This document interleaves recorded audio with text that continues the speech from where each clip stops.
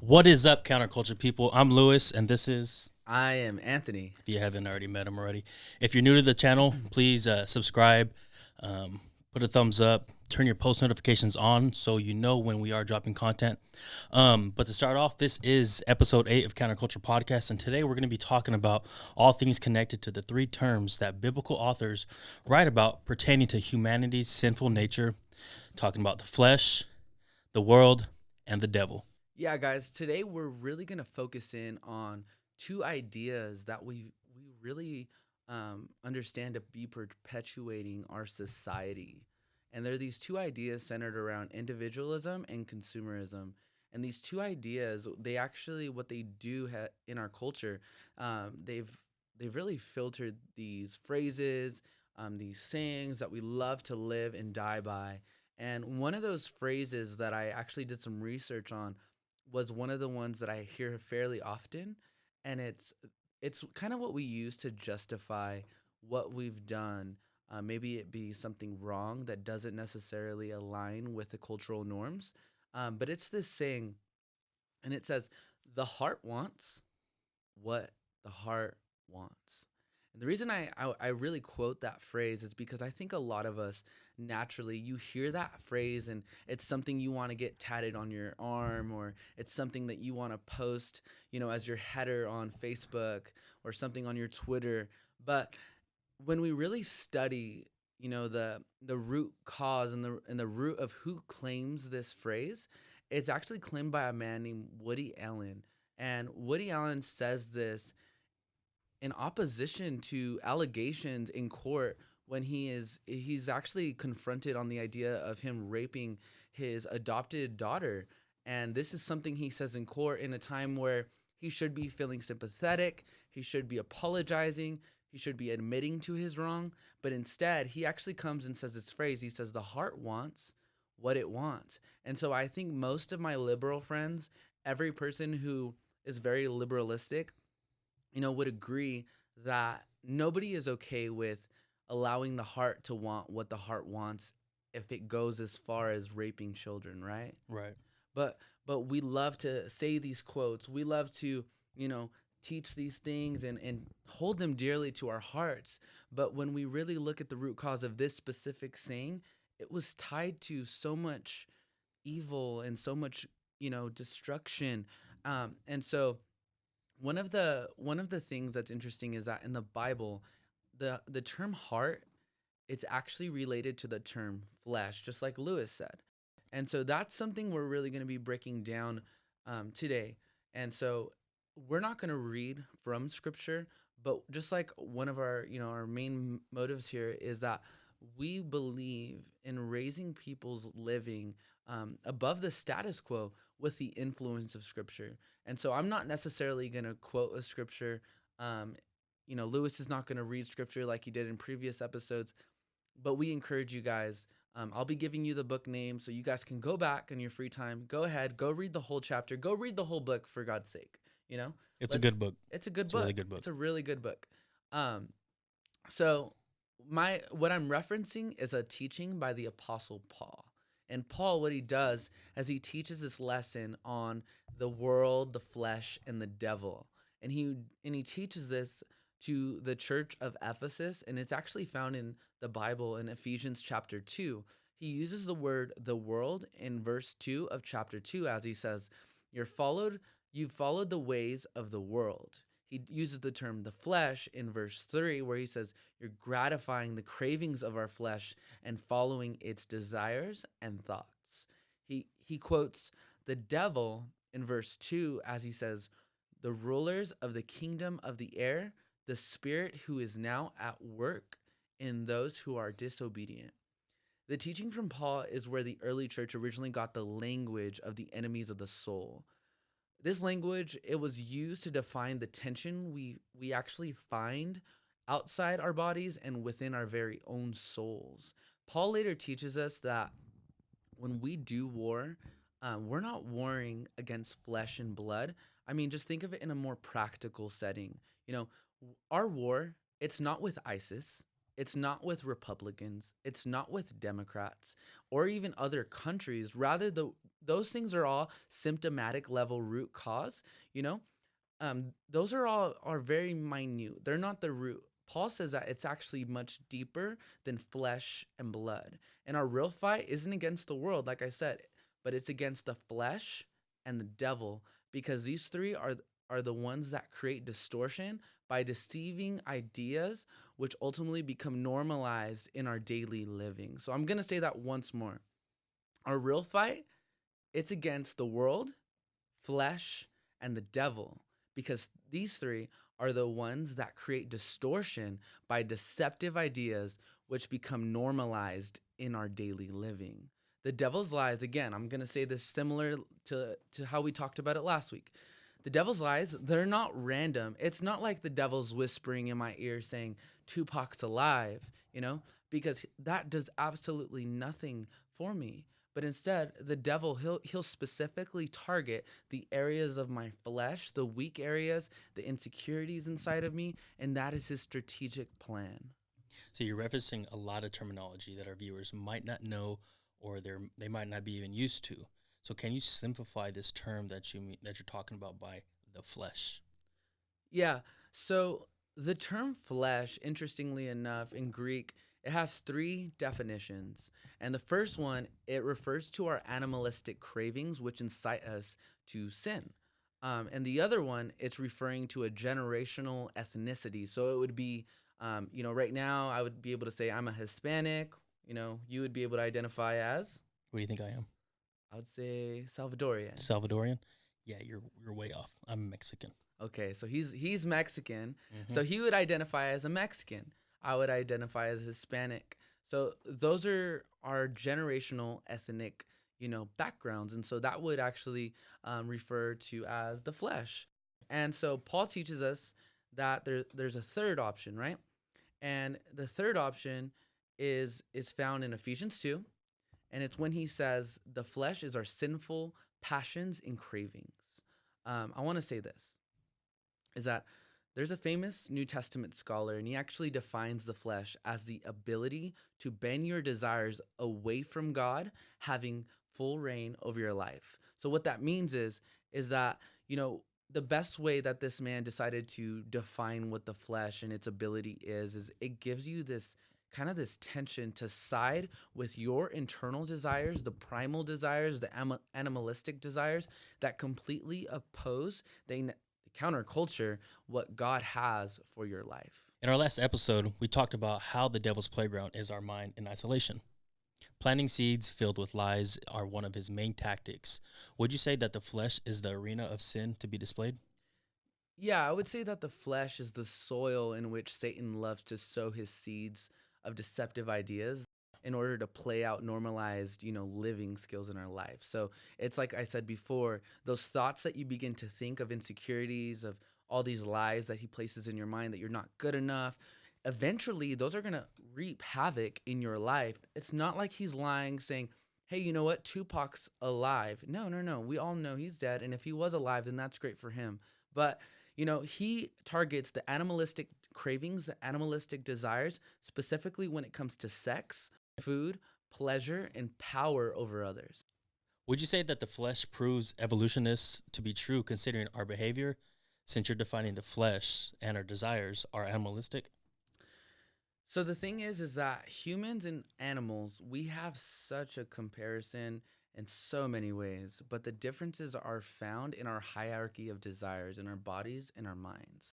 Because an animal, it has primal desires, but us, we have self-determining freedom that allows us to actually edit all of our desires. So that means I might, want to wake up in the morning and sleep in, but I have the capability to edit that reality because I Yeah. know that I can't sleep in. I have to go Hmm. to work. I have bills to pay for. I have a life to live. Yeah. I have dreams to fulfill. I can't just sleep in. Regardless of the opportunity. And so interestingly enough, the concept of the flesh that's taught in scripture, it's actually very foreign to our Americanized Western society because we as Westerners, we no longer operate out of this concept of, relating to authority. Instead, We're not really geared to listen to authority. Rather, we live in a culture that responds to authenticity.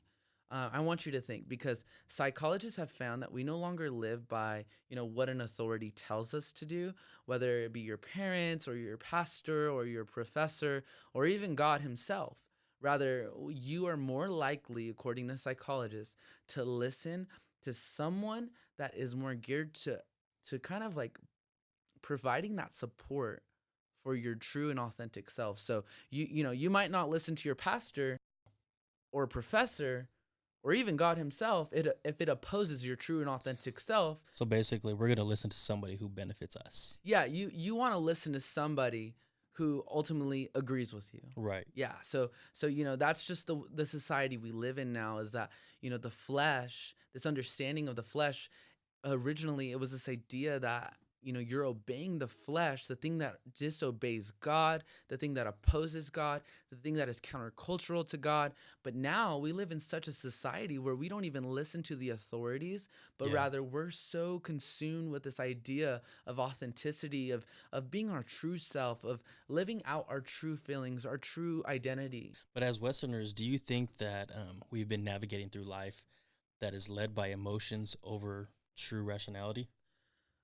I think the issue is that humans, you know, we are guided by our desires, but it's not necessarily our desires that's skewing our life, but rather it's by our disorderly desires.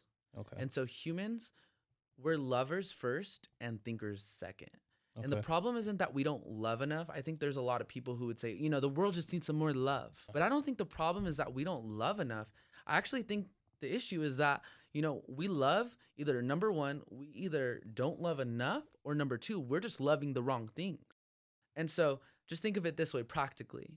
It's not wrong to love your career, but it's wrong to love your career if it actually replaces your love for your spouse.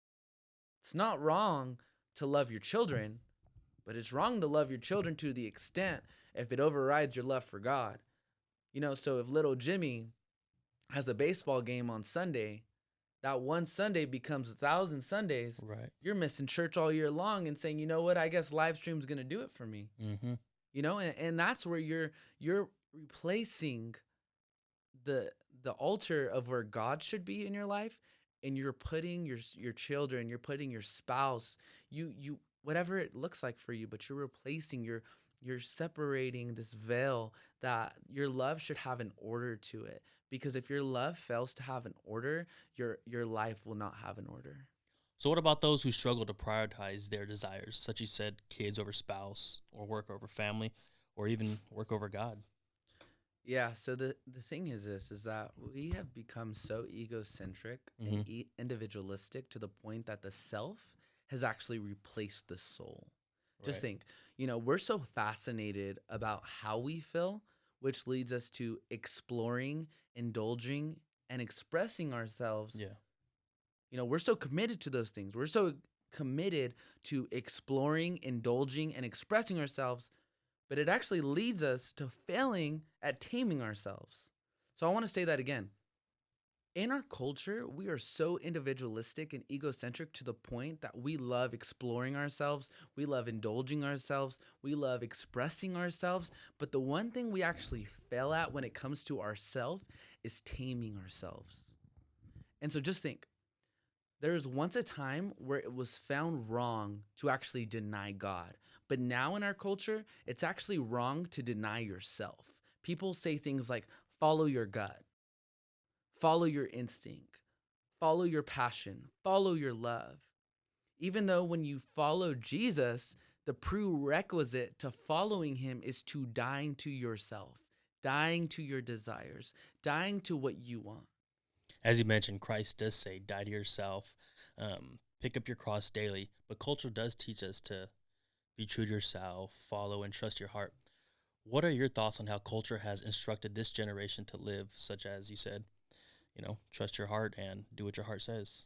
I sometimes want to wake up and pray early in the morning, but sometimes at night, Instagram's popping. You just on scrolling and See, just, you know what I mean? And I just want to see the same thing I've been staring at all day long for some reason.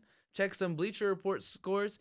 which leads me to Yeah. failing to wake up in the morning. Right. So there's these wars that are constantly at, our disposal. Right. And it's little stuff that we don't even think it is, that, but it's those small compromises that they just keep knocking at us, and it blinds us away from what God's really trying to do. But obviously, we can't have something of the world and have godly desires and expect to be truly happy within ourselves, right? Yeah. As some of us know, the moment we give our life to Christ is the moment we feel renewed and rejuvenated by emptying ourselves and filling ourselves up with Christ.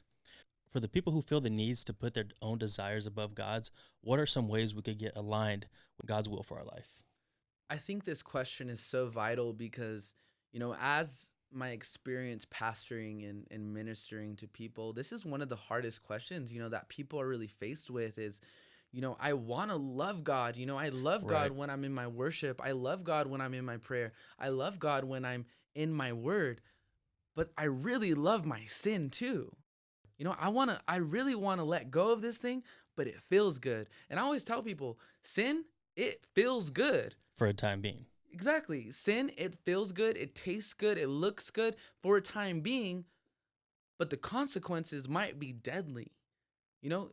So here's the war within. Here's the desires that we're faced with. And the important thing to understand when you're faced with these two different desires of having a desire to be faithful to God and having a desire to be faithful to your flesh, those are two real, genuine emotions. Those are two genuine desires.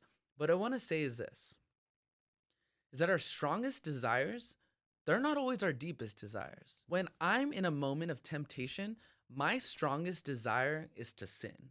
It's to sin. I mean, Because that's the easy way out. It's just to be like, you know what, I'm just going to give into it. yeah, and it's the most appealing at the moment. Just Right. like I said, when I'm in that line, I want those donuts. Like you said in the last two episodes, Eve was enticed by something that just she enjoyed.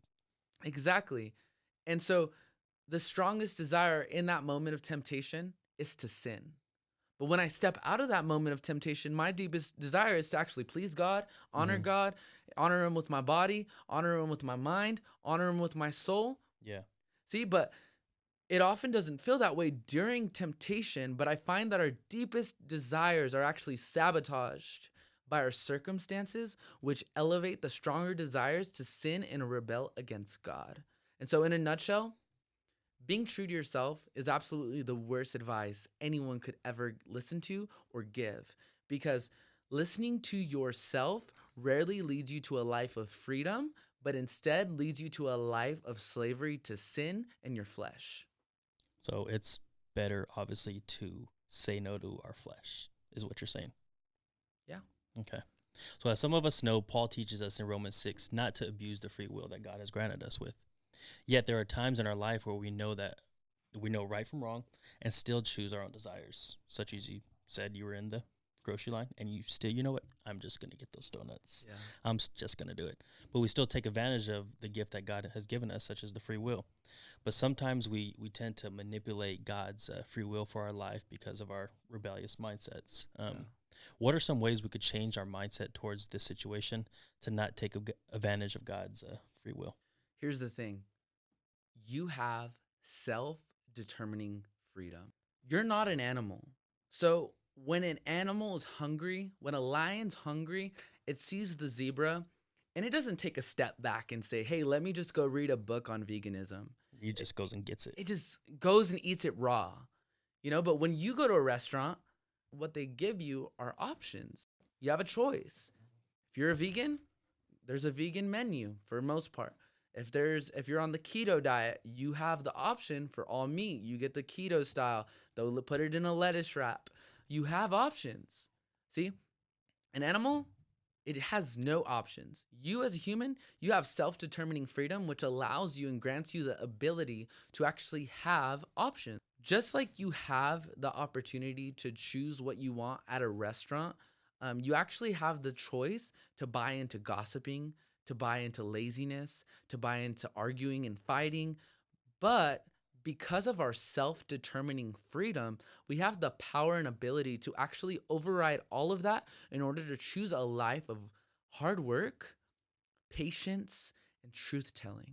Just think, and freedom in the eyes of Jesus, it's geared toward living a life of freedom from slavery to sin. I'm going to say that again.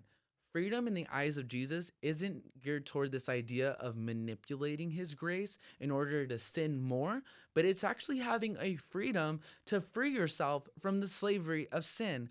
And freedom, like I said, you're not free to sin, you're free from sin. Yeah. Essentially, our life is full of choices and moments of judgment, correct? Yeah. Since we're talking about taming our sin and controlling it, what are some ways that Jesus teaches us to tame our sin? So, what's important is that Jesus, he doesn't teach us to tame or, really overpower our sin and flesh by prompting us to a life of self-empowerment. I know you might be listening to some podcasters or even some preachers out there that might be teaching you that Jesus is, telling you, "Hey, you can do it on your own.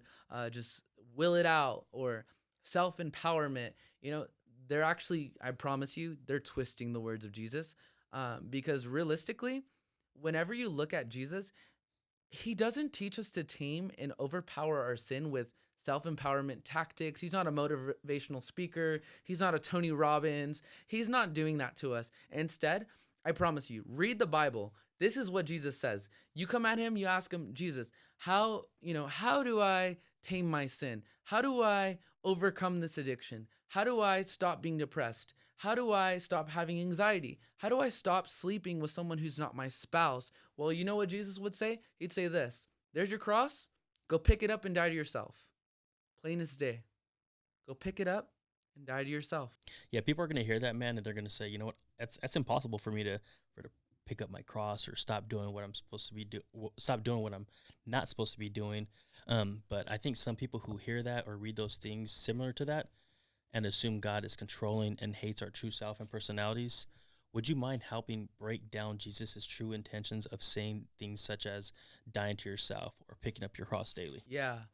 So don't get it twisted, guys. I want you guys to understand He crafted you, He Right. created your personality, He loves your true self, but He wants us to die to the parts of our true self that don't align with the true self He originally intended us to have. It's important to note that when you read the Bible, biblical authors and even the words of Jesus, you'll never find that, they teach the solution to our soul being found in willpower, but instead, you Mhm. find it, particularly in this area where Paul teaches us to walk, be led, live, and keep in step with the Spirit, which helps us understand walking with the Spirit of God. Right. And so, for Paul, the solution to the war within, it is not found in willpower, but Right. it's actually found in spirit power.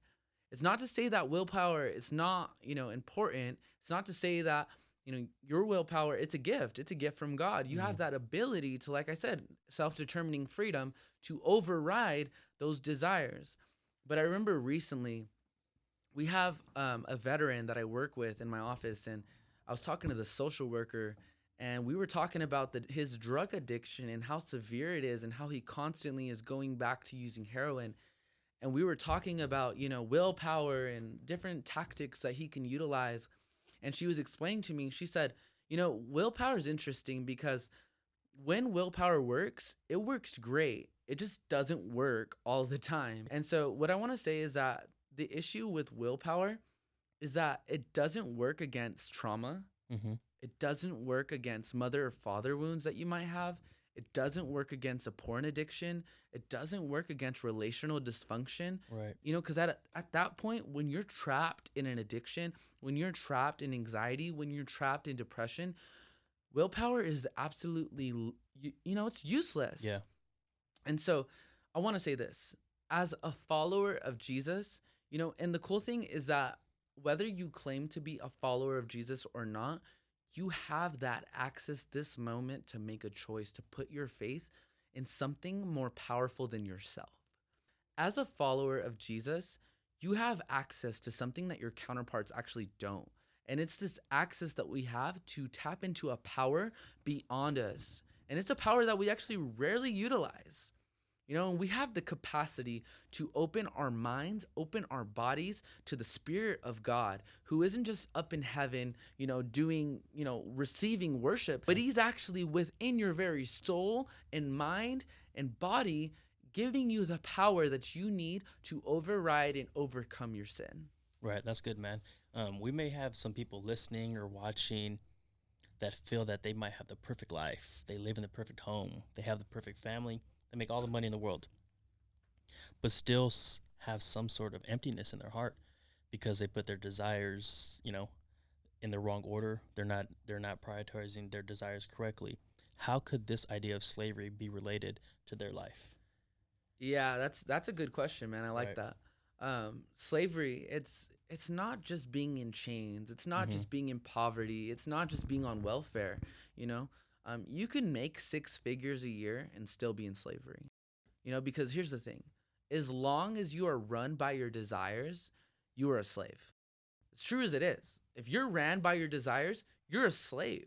Slavery, it's simply doing something you don't want to do that is not good for you or society. So, whether it be, working for a Nazi Germany army, or whether it be having to masturbate to porn every single night before you go to bed, you You're know, tied to something. you It's are you're conformed to it. yeah, you're completely tied. You can't stop the addiction for whatever reason. Yeah. You're a slave. And so it could even be workaholism, which is something that is predominantly perpetuating the human mind and soul right Mm-hmm. now. I saw this meme one time and it said, I have a job. I think you showed it to me. It said, Probably. I have a job, but I just need more money. Yep. Yep, that was you. That was Yeah, me. it's perpetuating Right. us. Consumerism, individualism. We might have a good job, but we just want Mm-hmm. more. And so Yeah. workaholism is actually a form of slavery. Like I said, it just doesn't have to be that you're, working for a Nazi Germany army, but it could be anything simple from having to watch that on your computer, Yeah. having to even watch and binge watch that Netflix series. That's a slavery. Yeah. That's a symptom. And so, as famously told by the Apostle Peter, found in the Bible, he says, people are slaves to whatever has mastered them. I'm going to say that again. People are slaves to whatever has mastered them. Flashback to Thanksgiving for a minute, guys. You start off with a game plan. You go to Aunt Susie's house, or you show up to your grandma's house. They got tamales popping. Do Mexicans make tamales on Heck Thanksgiving? yeah, we make tamales every day. Okay. I just wanted to get it right. I don't. I I eat grew tamales every up. day if I I could. grew up in a family that does not make tamales. I wasn't blessed, but I know that most Mexican I'll take families you in. do. I'll take you in. So, flashback Thanksgiving. You said to yourself, "I'm only gonna get one plate. I'm only gonna get Mm-hmm. two tamales." But then it's 8 o'clock at night, and you're 6 plates in. Mm-hmm. You know, that's a slavery moment. You failed to take ownership over your stomach. Yeah. Maybe you choose to be faithful to your spouse for a season, but then one compromise at a time, you've allowed yourself to begin to cheat and lie to your spouse. We cling to things, people, and behaviors, not because we love them, but because we are afraid of losing them. So for the people who are making those six figures, who drive the nice cars, who have all the shoes, all the clothes, you know, they're still empty inside, but what is the one thing they could do to fill that void? Yeah, that's a good question because I think we address a lot of, kind of naming and claiming what the flesh is. Right. But as we wrap up this episode, what we want to say is this is that it's not wrong to have wealth. It's not wrong to, have money, have a great wife, a great husband, have great kids, have great relationships with those kids and that spouse. Like I said before, the issue is found when we actually have disordered desires. And a lot of times that seed is planted through Satan. And so some of the best ways to actually, find yourself more fulfilled in life, it's found in the simple idea and framework that Jesus gives us. He says, you love God and you love your neighbor just as yourself. That's the most simple answer I can give, is that if you are following the framework of loving God, just giving him your all, you're going to start to realize, man, there's some things that because it's like this. If I'm faithful Mm-hmm. If I'm faithful to my spouse, Right. I'm gonna know. I'm gonna know that, going and getting a drink or going and hanging out, getting dinner with a girl, It's not the right thing to do. that's not in the right context of my love for my spouse. If I love God, it's not going to be right for me to go out and get drunk every weekend. Yeah. It's not going to align with my love and commitment to God. Ends up being ethically wrong. Correct. Man, if you guys made it all the way through episode 8, we do want to thank you. If you haven't already, hit the subscribe button, turn on your post notifications. But we do want to leave you with 3 reflection points. 1, there is a true war within your soul between good and evil. 2, slavery isn't an economical status. Slavery is anything that has mastered you. The solution to our soul isn't willpower, but soul power. So again, thank you guys for tuning in. Catch us next week for episode 9.